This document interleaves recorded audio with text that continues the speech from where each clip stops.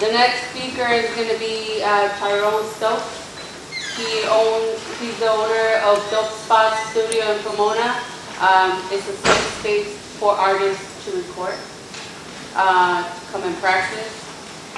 He is an artist, a poet, a hip hop artist. So give it up. Hello.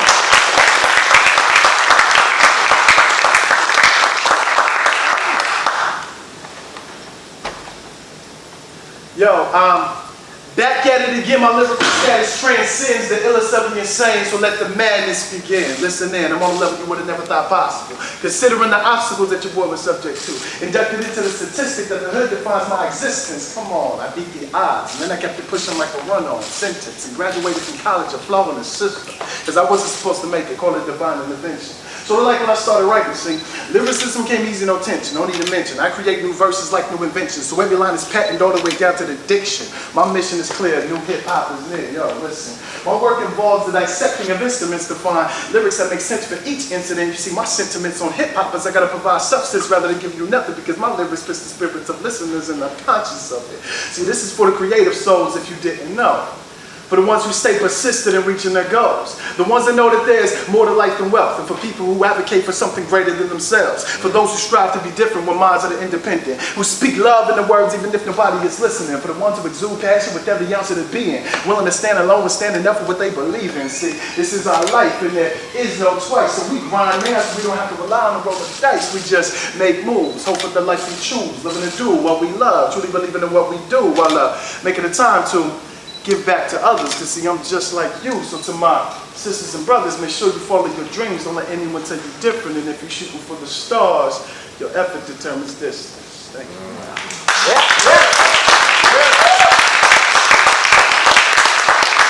I'm going to start off by saying, rest in peace, Dark Side. Yes, yes.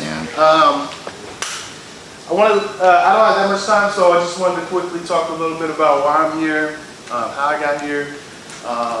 And kind of like what we as Artists United are trying to do, the issue of homelessness. My name is Tyrone Stokes. I go by the artist name Lyrically Twisted. I'm from Pomona.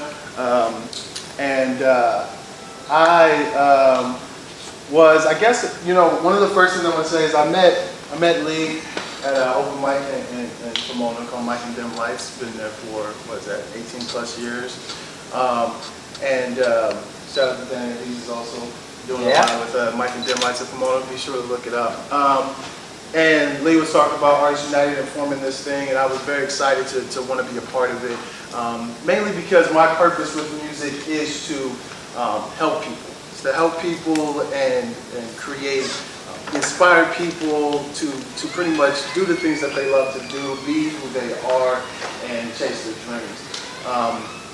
And with this, it's very interesting because the idea of Artists United is us using our innate abilities to change the hearts and minds, our abilities to inspire, our abilities to create change in the world through our music. Music, and not just music and art and everything else that we do. I think that that's incredible. I think it's awesome. And that's what I feel music is for. It's to make you feel something. And when we talk about the issues of homelessness, a lot of times you get people who, you know, don't even want to look that way. You know, they don't want to believe that could be them. It's a scary thing to think about. And I think that one of the first steps is to get them to, you know, at least admit it's a problem, right? Admit it's a problem. Admit that there's something happening, and what can we do? What can we do to end homelessness and not just manage it? So I was in the foster care system. I was in a division of foster care system called KinGap, where you stay with a relative who's not your biological mom or dad. I lived with my grandma and my grandpa. Being in KinGap, it actually wasn't even that crazy. I lived there, everything seemed fine. I had 5 other siblings. We didn't have to go to court and do all those different things. I actually ran into a organization, Sarah, this lady Sarah Gomez, she was doing a presentation at my high school for the Renaissance Scholars Program for Cal Poly Pomona. I accidentally or by fate stumbled across this presentation. I was a teacher's aide for the computer lab at the time, and the computer lab instructors just never showed up. So I'm just standing outside the computer lab, and supervisor comes by and says, "What are you doing here? You know you're not supposed to be standing there." I'm like, "Well, so-and-so didn't show up." So they said, "Well, you can go to detention and wait for the next class, or you can go to this presentation for the Renaissance Scholars Program at Cal Poly." And I said, "Well, I'll go to that." So I went to that, and they talked a lot about helping youth in foster care once they get into college, with housing, financial aid, a lot of guidance. So I ran to my grandma and I asked her, I said, "You know, my foster care system?" And she's like, "Yeah, you know, it's still got good checks for you all the time." I was like, "Oh, snap." And she's like, "Yeah, you know, but when you're 18, you're emancipated and all that." I said, "Okay, well, there's this program, I want to be a part of it." I applied, and I got into the program. And it was actually the only reason I got into Cal Poly Pomona as well, because my counselors didn't tell me about the A through G requirements that you need to get into a Cal State. So they assumed I wasn't trying to go to college. Because I went to the counselor and said, "Hey, what about this?" And they said, "Oh, you're trying to go to college?" I said, "Oh, okay, yeah, we'll drop this, and we'll give you this, and we'll give you that." So, anyways, the point is, I wasn't even accepted to Cal Poly because of a grade I had gotten in the past for one of the A through G requirements there. I did not get it right. But the Renaissance Scholars Program accepted me as a special admit, so I was able to go to Cal Poly Pomona. While there, though, I bring up the Renaissance Scholars Program because while I was there, I met a lot of people in the program who have been through a lot. And as I said, I felt like I had a good life. I was cool, you know. And they went through a lot. Different homes, moved different places, siblings split up, things like that. And at one point, I felt like I didn't belong in the program. So I remember going to the counselor and saying, like, "Yeah, I don't think this is for me. I think they need this more than I need this," you know. And I appreciate them helping me and all that. But my advisor said, "Well, you know, everybody has their own story. Everybody has their own story. You're here because you're supposed to be here. And there's a reason why you're here, so don't feel that way," and et cetera, et cetera. So I slept on it. When I got up the next day, I said, "You know, I want to do more with the program, and I want to kind of help to be that resource to people who don't know that there's programs like this that can help you with housing and financial assistance and all of that." So I started going with the advisor out to high schools and middle schools and started doing presentations with them. And it was very interesting. It was cool sometimes, and other times the kids didn't want to hear it. But see, then when I get up and I start spitting something, I start rapping, and I start talking about my experience, then they're like, "Oh, you're one of us. Okay, cool," you know. And that's kind of like what started my journey on being, what I like to say, a resource to people. Not just with my music now, but with everything. Like you said, if you have it, you know, share it. The same thing, I feel like if you know something, share it, you know. So me and while in college, I formed a band. We go by the name Dope by Design. We started a studio, actually, and we called it the Dope Spot, named after the band. And with this studio, though, it was just ours. That's why we called it the Dope Spot. It was just a place for us to practice and things like that. We used to practice in the garage and of my keyboard player's place that he lived. This place that he lived was a house full of other college students and things like that. So I eventually moved into that place, renting a room after I graduated from Cal Poly. And I started managing the house shortly after that. So that's when I got to the landlord and say, "Hey, could you hook this up? You know, we practice here all the time. Can you make it a rehearsal space for us?" And he said, "Oh, yeah, it's fine, cool. Here's a contract with Fly." He said, "I'll get my people to do it. We're done within a week and a half." I was like, "Cool." So he hooked it up, made it a rehearsal space. And then shortly after that, I got the idea of, you know, moving in artists and musicians into the house. We could also utilize this space. We started having different, some of our friends, our band, musicians and bands come in to use the space to practice as well, because we were trying to pay my landlord some money to help, for the renovations and all that stuff. So these bands that we had come into practice, they would ask us to record them, and we didn't have recording equipment. It was just a rehearsal space. So eventually what happened is we got recording equipment, and then we just started running it, me and my band. And then eventually it turned into just me running it. So I'm running the studio, managing the house. I was also working at the time. And eventually I was like, okay, I gotta stop working and just focus on the studio, and this is what I'm gonna do. But if I do this, I want it to be more than just a studio. So if you go to our website, thedosepodstudios.com, the first thing you'll see is more than a recording studio, because that's really what I want to get across. So fast forward, just so I can keep this a little short, we started this studio. Now it's a full service studio. We do recording, rehearsal, we provide a rehearsal space, we do podcast recording, we do multimedia there, that's video, photography, graphics. We do a lot of artist development things there. We do workshops, production workshops, writing workshops. I used to teach a rap class at a nonprofit that used to exist called the Hip Hop School of Arts in Pomona. And I created a curriculum. So from that curriculum, I created my workshop for the Dope Spot. And so we do all these different things, and we also have partnerships with the community. So a lot of businesses and venues and things like that within Pomona, and even outside of Pomona, even in the IE area, we have partnerships and just relationships to better be a resource to artists and musicians who could definitely use these services. So that's what we do, and as I said, I still manage the house that's on the same property as the studio. So we move in artists and musicians and those who are interested in being part of the business and also being part of the community and helping out in some way.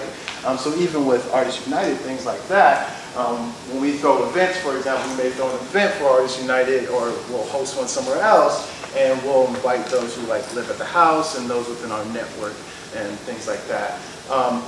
That's the biggest thing that me, myself, that I'm doing to try to play a part in this. And the last thing I want to touch on is the fact that what we're doing here is creating an artist-to-artist movement. And some people don't really understand exactly what it is that we're trying to do. But as artists, as I said in the beginning, we have that ability to inspire people. We have that ability to make people, feel something and also tell stories and tell other people's stories. And with that, that's what we want to do in the numbers, because if we have this one goal, to end homelessness, this is what it is, and we all come together, one voice, we believe that we can end homelessness. And we're using what we love to do already. We love to do music, we love to do photography, video, all that stuff. So we're using what we already love to do to play a part. And in my opinion, even when I was a kid, I remember thinking to myself, when I would hear other people talk, and I was in those conversations, and they say, what do you want to be when you grow up? We all would say something like, I just want to help people. So some of us would talk about just helping people. And of course, other people are like, I want to be a basketball player. I want to be this or something like that. But those who were talking about helping people, I remember as a child thinking to myself, like, if I'm going to do that, like, I don't want to be a doctor. I don't want to do this. I don't want to do that. I want to do something that I actually enjoy doing. So that's the main reason why I decided to become a part of Artists United, because I love doing music. And if I can intertwine my passion with anything else that could help someone else, inspire someone else, create change in the world, then I'm happy, so that's my main goal. So yeah, other than that, the Dope Spot Studios, make sure to look us up if you guys are interested in any of the things that the Dope Spot is doing. Me and my fiance, Zamar over there, we have also started a property management company. We manage a total of 4 houses now. A couple of the houses we manage are in San Bernardino at the moment. We're starting this company to start managing other properties and provide housing for those that need it at an affordable rate. And also we're very professional in our management abilities and working together at this point. So we have an Instagram right now that we just started. It's called TNZ MGMT, TNZ Management. If you guys are interested in that and know anyone that needs housing in the Inland Empire, and as well as I said, we also have the house in Pomona for artists and musicians as well who are interested in that. That's pretty much it. Try to keep it concise for you guys. We're kind of short on time, but we're going to take 2 questions for I Tyrone. get 2 questions. So make them good. Oh, Tyrone, Yes. have you, has mainstream hip hop given you any kickback, like negative vibe to what your music or your creativity? Like me personally, my Well, creativity. just in general, do you see a kickback from that, from mainstream hip hop? Yeah, I could say not really. Not really. The thing is that because, and I want to kind of equate it to myself and also my business, we get a lot of artists that come into our studio who are looking for guidance. A lot of artists who this is like their first time doing a record or a project or something like that. So that's why we do a lot of artist development things.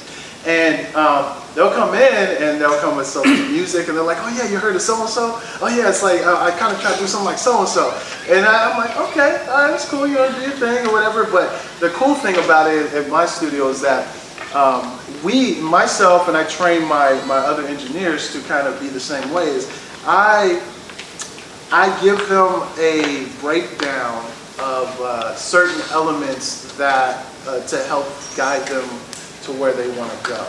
And what I mean by that is they may come in and they have a preconceived notion of what hip hop is, of what it's supposed to be, or how this is supposed to sound, you know, and really we don't tell them like, oh no, do it this way, no, do it that way, but I break down some of the musical elements that a lot of other studios wouldn't take the time to do, or a lot of other artists wouldn't even take the time to do, as far as like breaking down the meter of a song, breaking down certain aspects of recording that they may not have gotten the knowledge anywhere else. Right. And then also, what I just mentioned, what hip-hop culture really is, because I do workshops on the history of like hip-hop culture and music business as well, and then they start to learn about markets. They start to learn about the different markets and different sounds in different places, and they start to think, well, oh, so you mean I can just do what I want to do, and then I just have to find that market that I can sell my music to, or where I want to become popular in, et cetera, et cetera.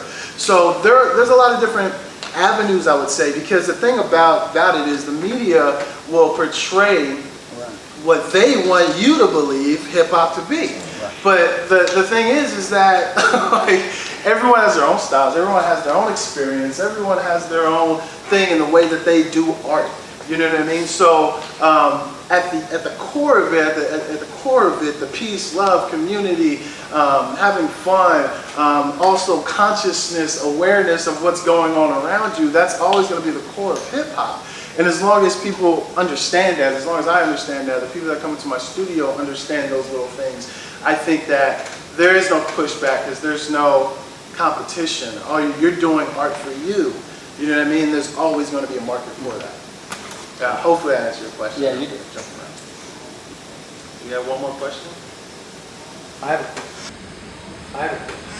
question. Do y'all host an open mic, and if so, when is the next one? We do not. Yeah, we host open mics every last Monday of the month. We host an open mic at our studio in Pomona. It's at 7 o'clock. Usually goes to about 9:30, depending on how many people come through. So we do host that open mic. Every last Monday. So we'll be doing the next one. I believe it's not this Monday, but the following Monday. Does Lee run? Lee Ryan? Does Lee run? Oh yeah, Lee got bars too, so definitely Lee rap. Make sure to come on, talk to him after that. That's what I'm talking about. All right, that's it.